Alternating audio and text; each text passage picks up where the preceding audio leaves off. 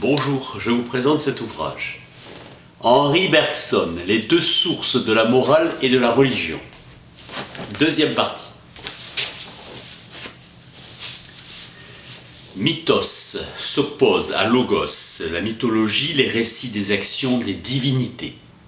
Selon Bergson, en accord avec sa théorie de l'élan vital, plus une divinité élargit le domaine de ses compétences, plus elle grossit de toutes les virtualités possédées par les autres divinités. Invention du monothéisme par Akhénaton, instituteur du culte du dieu soleil Ra, puis Moïse qui fait de la critique du polythéisme le fondement de la religion juive. Une divinité locale sera adoptée par la nation tout entière. Les Grecs savaient l'histoire des dieux et les circonstances, ainsi que leur naissance.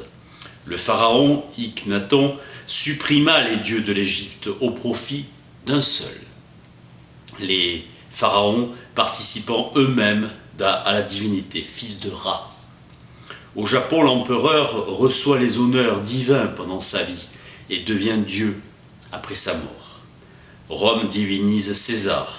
La religion romaine avait des dieux pour chaque spécialisation. Les dieux sont censés se partager l'univers. Pour les Grecs, Zeus, dieu du ciel et de la terre, Poséidon des mers et Hadès, le royaume infernal. Le Mitra indien est le champion de la vérité et du droit. Il donne la victoire à la bonne cause.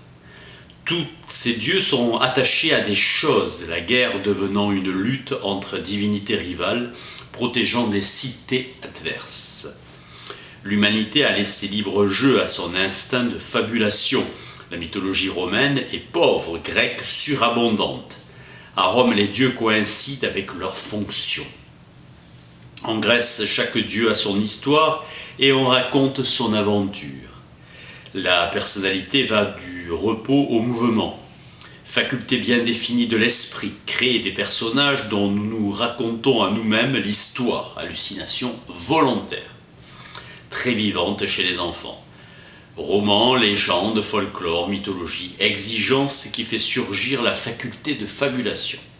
Son analyse est complexe, mais son intuition est un acte simple. Ainsi, le mouvement indivisé de la flèche triomphe de notre perception. Zénon croit saisir dans les immobilités des points successifs de la ligne parcourue. L'adhésion de chacun se renforce de l'adhésion de tous au théâtre. L'attention sera pas solidement constituée. Il n'y aura pas de plus sûr garant de la vérité et qui est accru de l'intérêt de la société présente, une salle dans ce cas de théâtre. Tant que la science expérimentale ne sera pas constituée, il n'y aura pas plus sûr que la vérité comme le consentement universel. Ce sera la vérité. Raison d'être de l'intolérance. Celui qui nie empêche la croyance d'être totalement vrai. Chaque Romain avait un genius attaché à sa personne. La fonction fabulatrice est innée à l'individu et est destinée à soutenir l'individu lui-même.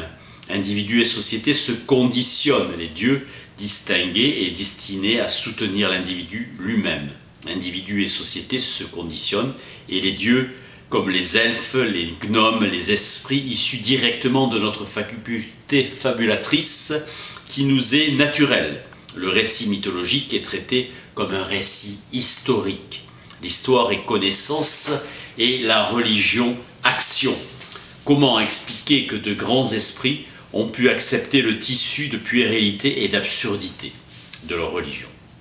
Les gestes du nageur paraîtraient tout aussi ineptes et ridicules à celui qui oublierait qu'il y a de l'eau qui soutient le nageur et que les mouvements de l'homme, la résistance du liquide, le courant du fleuve doivent être pris ensemble comme un tout indivisé. La religion renforce et discipline, exercice continuellement répété. Il n'y a pas de religion sans rite et cérémonie, le culte. La prière n'est pas sans rapport avec l'incantation magique, forçant la volonté des esprits et à capter leur faveur. La prière est l'élévation de l'âme, même sans la parole, croyance religieuse plus pure. dressage du fidèle par un prêtre. Le sacrifice est une offrande à acheter pour la faveur du Dieu ou à détourner sa colère jusqu'à immoler des victimes humaines. Métaphore d'un repas sacrifié, un sacrifice animal avec les dieux. Le sang, principe de vie, apporte la force aux dieux, comme la prière, un lien entre l'homme et la divinité. La religion a inspiré la littérature et l'art. La philosophie survient pour donner satisfaction à des esprits plus cultivés. La religion subsiste dans le peuple. La philosophie sera par-dessus tout pensée. L'homme est le seul animal qui hésite et forme des projets avec l'espoir et la crainte, et le seul qui sait qu'il va mourir. L'homme est le seul à pouvoir dévier socialement.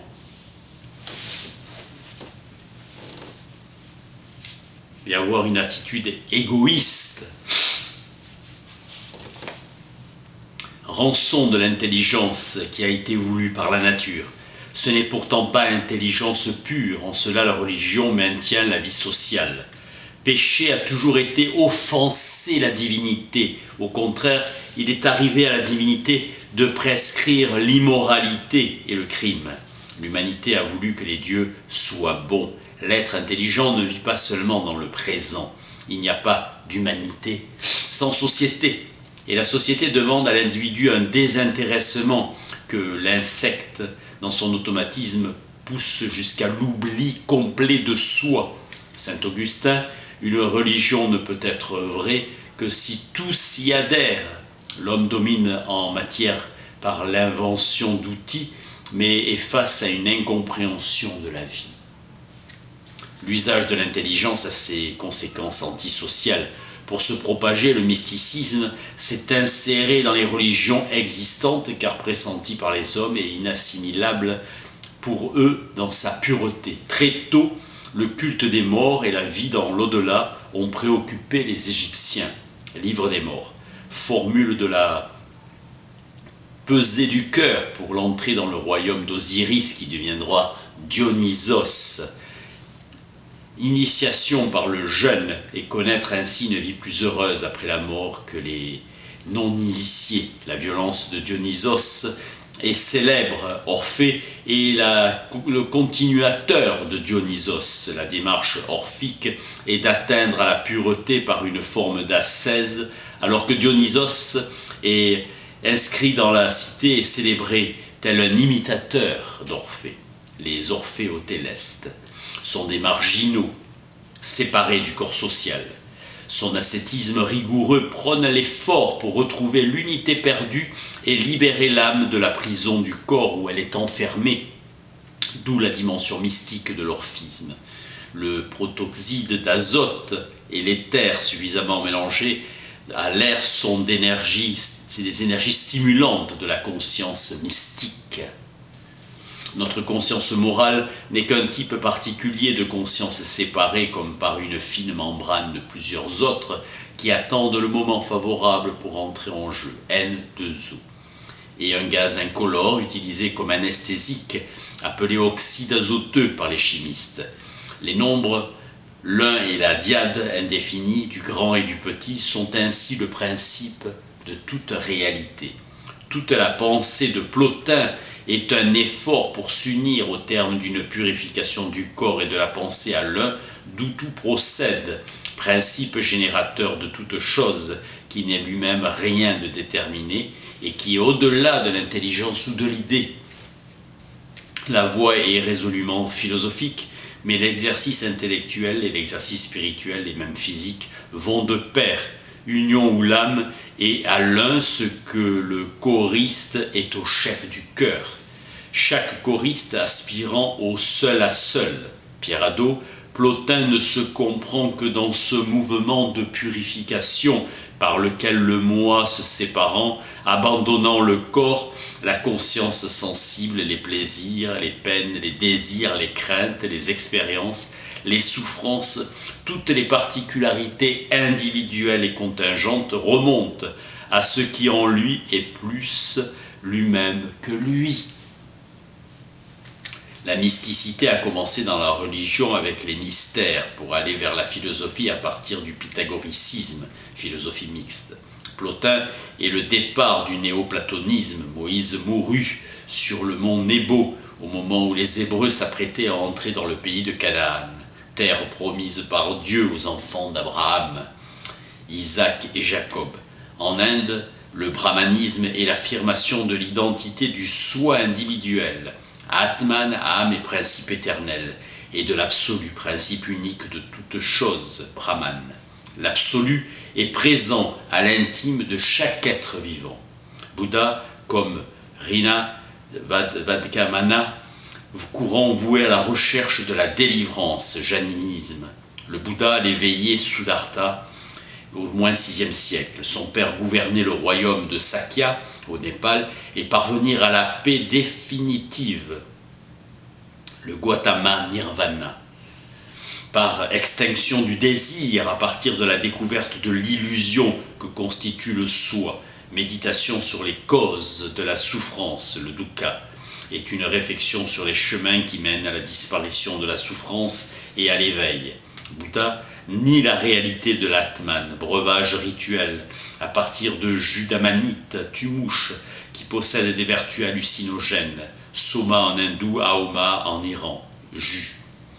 Le yoga est la pratique de réalisation, sadhana, qui a été codifiée par Patanjali, pur exercice pour libérer notre âme.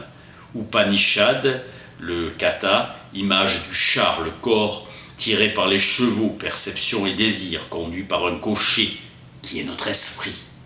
Attelage et lait de Platon du Phèdre. Le premier, lui, distingue l'âme et l'esprit. C'est en vertu de son essence même que le vrai mysticisme est exceptionnel. Bouddha considérait que les dieux eux-mêmes avaient besoin d'être libérés, délivrés. Homme et Dieu étaient soumis à la même fatalité. Bouddha constata que la vie était souffrance et il remonta jusqu'à la cause et découvrit le désir dans la soif de vivre, chemin de la délivrance, extinction du vouloir vivre, au-delà de la conscience, suppression du désir pendant la vie et du karma après la mort, l'illumination. C'est une philosophie, mais l'essentiel est la révélation définitive, transcendante à la raison comme la parole. Conviction que le but est atteint, finit la souffrance, une extase, recommande la charité, élévation suprême. À des âmes prédisposées, une simple suggestion, un signal suffit. Le mysticisme complet est action. Saint Paul, Sainte Thérèse, Sainte Catherine de Sienne, Saint François, Jeanne d'Arc. Goût de l'action, faculté de s'adapter et de se réadapter aux circonstances, la fermeté jointe à la souplesse, le discernement prophétique du possible et de l'impossible, un esprit de simplicité qui triomphe des complications et du bon sens supérieur. Ils parlent de leur vision, de leurs extases, de leur ravissement. L'image est hallucination pure, comme l'émotion est agitation vaine. Vient alors une immensité de choix, extase. Dieu est là et elle est en lui. Les problèmes s'évanouissent, les obscurités se dissipent. Plus de distance entre la pensée et l'objet de la pensée. Dieu est présent et la joie est sans borne. L'âme s'absorbe en Dieu par la pensée. C'est la volonté. Maintenant, c'est Dieu qui agit en elle. L'union est totale, par conséquent définitive. L'enseignement de la religion s'adresse à l'intelligence. De la doctrine sort l'enthousiasme ardent, l'illumination, la foi qui soulève les montagnes. Le christianisme est une transformation profonde du judaïsme. À une religion nationale se substitue une religion universelle. Comme les voyages en Afrique, Terra Incognita de Livingstone, le mystique lui aussi fait un voyage que d'autres pourront refaire comme Stanley, allant retrouver le premier. Pour atteindre la déification définitive, il passe par une série d'états. La route parcourue est la même. Une plus grande ardeur de la foi, les mystiques ne se posent aucun problème. Ils croient voir ce que Dieu est, perceptible aux yeux de l'âme. Dieu est amour et objet d'amour. tout l'apport du mysticisme est là. La chose à décrire est inexprimable. La création apparaîtra comme une entreprise de Dieu pour s'adjoindre des êtres dignes de son amour. L'homme est bien peu de choses sur terre et la terre dans l'univers. Pascal disait que l'homme est un roseau pensant, petitesse de l'homme et grandeur de l'univers. La souffrance est une terrible réalité. L'humanité juge la vie bonne dans son ensemble puisqu'elle y tient. L'optimisme s'impose. Une société close est celle dont les membres se tiennent entre eux. Attitude de combat. La nature nous a laissés libres de choisir, différents des fourmis, mais elle nous a imposé de vivre en société. Telle est l'obligation sociale. La société ouverte est celle qui embrasserait l'humanité entière, rêvée par des âmes d'élite. La nature est indestructible. Celui qui connaît à fond la langue et la littérature d'un peuple ne peut pas être tout à fait son ennemi. On se bat par amour-propre blessé. Exaltation des peuples au commencement d'une guerre. On pense aux duellistes de Maison Delorme, de Marion Delorme, qui s'entretuaient pour rien, pour le plaisir, ou l'Irlandais cité par Lord Bryce, qui se mêlait à toutes les bagarres, éliminait les causes, en atténuait les faits. Voilà la tâche excellente pour un organisme international qui vise à l'abolition de la guerre, SDN. Le plus grave étant le surpeuplement.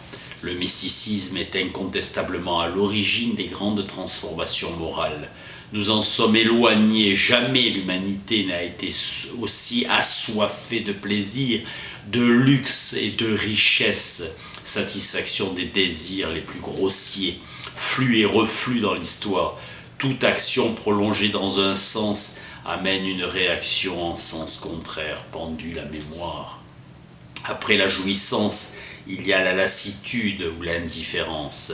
Le régime parlementaire a été conçu pour canaliser le mécontentement. Le confort est devenu la préoccupation principale de l'humanité. Depuis le XVe siècle, les hommes aspirent à un élargissement de leur vie matérielle.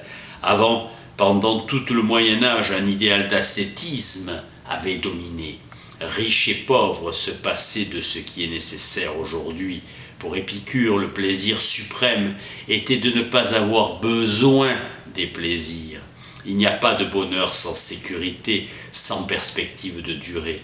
Un retour à la simplicité n'a rien d'invraisemblable. Retour vers le végétarien par dégoût de la viande.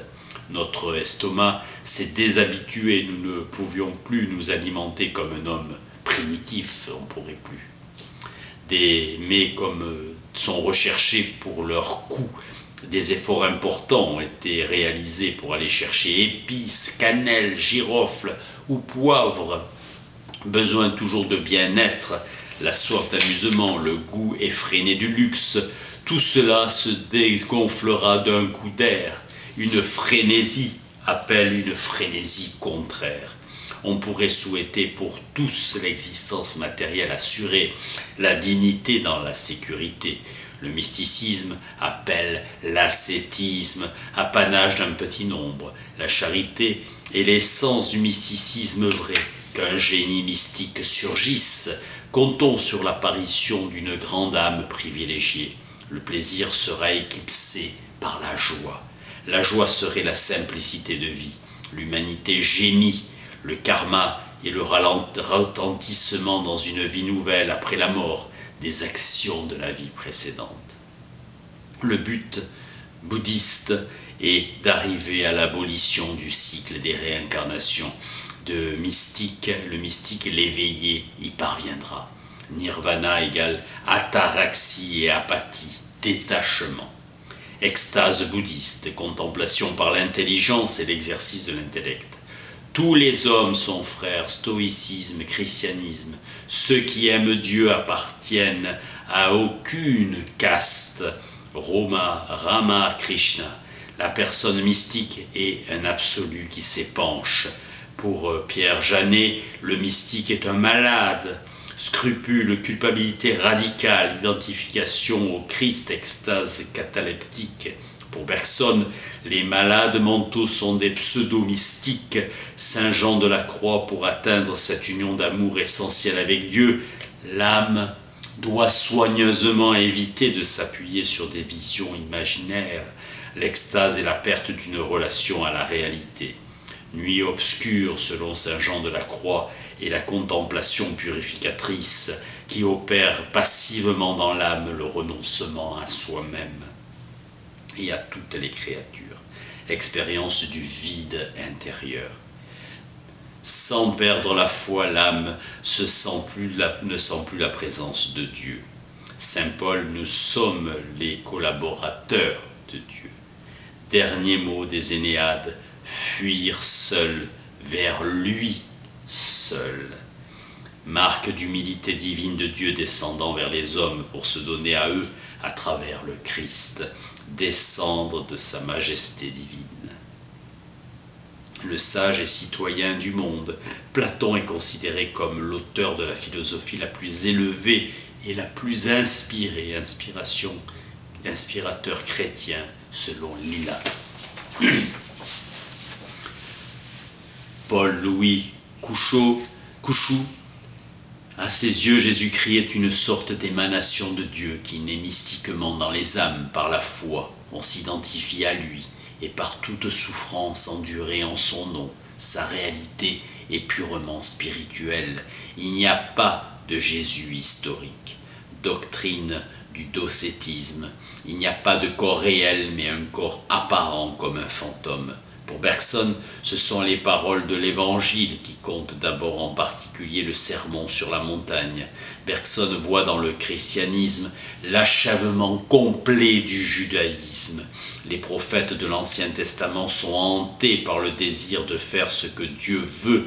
Ainsi, le Christ doit la complétude de son mysticisme à l'élan des prophètes juifs. Il faut que le monde ait une cause. Après Kant, la métaphysique ira s'instruire avec ceux qui ont fait l'expérience de Dieu. L'explorateur écossais et missionnaire infatigable David Livingstone avait un mysticisme voisin du martyr qui rejoignait chez lui la soif de la découverte. Comment admettre que la machine incroyable univers ait été tout entière réalisée en vue de l'existence d'êtres tels que l'homme ? C'est l'éléphant qui accouche d'une souris. Le mal est là, irréductible, mais il est possible de trouver la vie bonne. Opposition entre matérialisme et spiritualisme. Nos devoirs sociaux visent la cohésion sociale. Horace, il est doux, il est beau de mourir pour la patrie. Heureuse illusion sur laquelle repose une bonne partie de la vie sociale.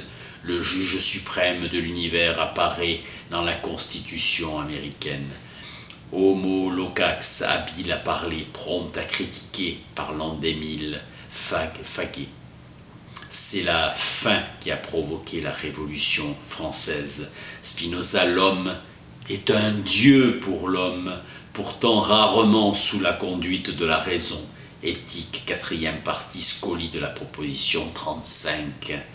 Thomas Woodrow Wilson, président des États-Unis, et porteur du projet de la Société des Nations. Les Américains refusèrent de suivre leur président et les Anglais ont refusé d'y entrer. Impuissance face à l'Allemagne. Jacques Bertillou, en 1896, avait créé l'Alliance pour l'accroissement de la population française. La loi Landry généralise les allocations familiales, 2 enfants. Thème majeur de la fin du livre, la vie simple. Une vie simplifiée qui nous oriente vers une existence plus spirituelle, approfondissement de l'intériorité. Gandhi appelle à la vie simple et la met radicalement en pratique et condamne le machinisme. Lanza del Vasto, disciple européen. Épicure, être libre à l'égard de tout plaisir permet de ne pas souffrir de l'absence ou du besoin et de conserver l'ataraxie de l'âme. Docteur Paul Carton est végétarisme. La cuisine simple, Malouane 1925. Certaines vitamines sont produites par la flore intestinale. Bergson, s'inquiétant de la cuisson des aliments et des changements de substance, le jeu de la cuisson n'ayant pas été prévu par la nature. La vanité et le sentiment qu'engendre la mainmise sur les choses, le luxe et le bien-être ne sont pas des fins. La fin de la vie humaine, ne pensez qu'à cela. Le XVIIe siècle est une parenthèse sublime, siècle des saints et des mystiques. Une âme apte à la vie mystique doit pouvoir développer ses potentialités et les exprimer, différent de distractions heureuses. Frénésie dans le sens de notre paresse et notre vanité ne laisse guère de place et d'espace au spirituel. Scène publique d'une personnalité comme l'abbé Pierre, action sociale, le mystique ne se sent pas paraître publiquement en tant que tel. Plotin prétend avoir vu Dieu 4 fois. Un comportement comme saint François d'Assise était possible au XIIIe siècle. Il serait absurde et non avenu aujourd'hui. Selon Bergson, la vie mentale déborde la vie cérébrale, télépathie. La communication directe d'esprit à esprit est un contact de l'esprit avec le principe même de la vie, le plus bas degré de la spiritualité. Soit on surmonte les problèmes de l'humanité par le haut, par le mysticisme, soit par le bas, tourner le dos au libéralisme et le laisser faire des marchés, le libre-échange conduisant progressivement au bonheur et à la paix générale. La lutte commerciale se substitue à la guerre. Henri Bergson, Les deux sources de la morale et de la religion, deuxième et dernière partie. Merci.